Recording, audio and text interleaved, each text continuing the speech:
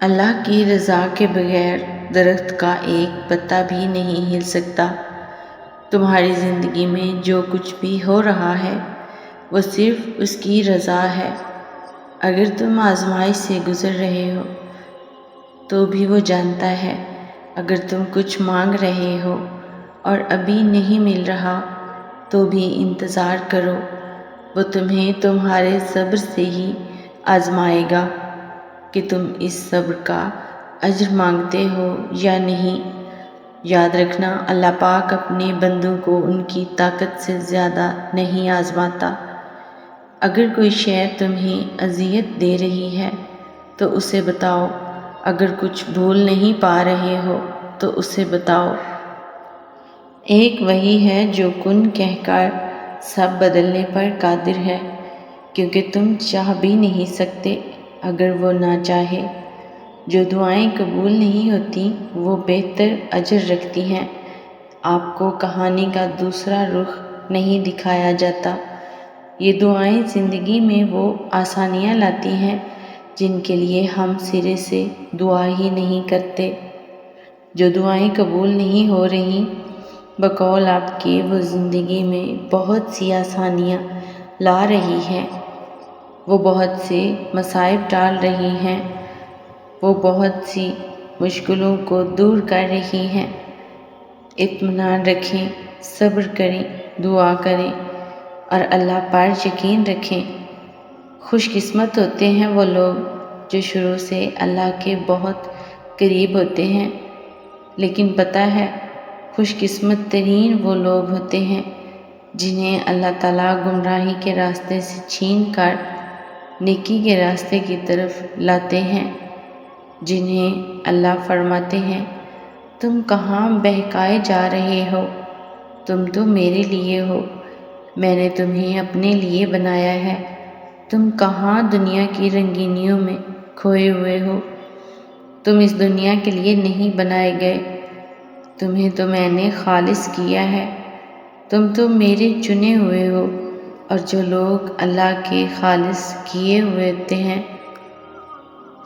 وہ چنے ہوئے لوگ ہوتے ہیں نا، اللہ کو معلوم ہوتا ہے کہ اس کا بندہ کب اس کو پکارے گا، کب اس کی طرف دوڑ کر آئے گا، کب بے چین ہو کر یا اللہ بلائے گا۔ وہ انتظار کر رہا ہوتا ہے تمہارا۔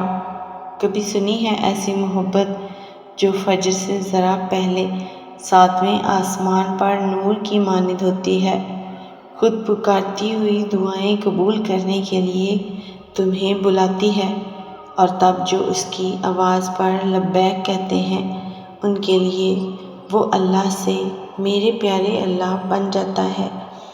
دوست، مددگار، سننے والا، غم دور کرنے والا اللہ پاک، وہ مقام جہاں پر قصہ ہر شے اپنی منزل پا لیتی ہے۔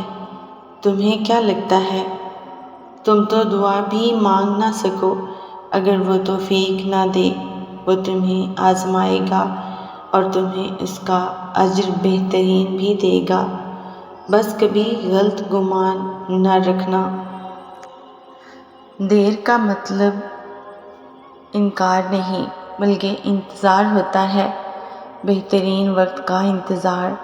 اللہ نے ہر چیز کا وقت مقرر کیا ہے، کوئی چیز نامقررہ وقت سے پہلے ہوگی اور نہ ہو سکتی ہے۔ تمہارا کام صبر اور شکر کرنا ہے، اللہ صبر کرنے والوں کے ساتھ ہے۔ ایک روزہ دار کی طرح صبر کرو جب وہ کسی دسترخوان پر بیٹھتا ہے، مشروبات اور کئی قسم کے کھانے اس کے سامنے پڑے ہوتے ہیں اور وہ صبر کرتا ہے، انتظار کرتا ہے اذان کا۔ وہ اللہ ہے نا، وہ سب کر دے گا اور پھر تمہارا دل راضی ہو جائے گا۔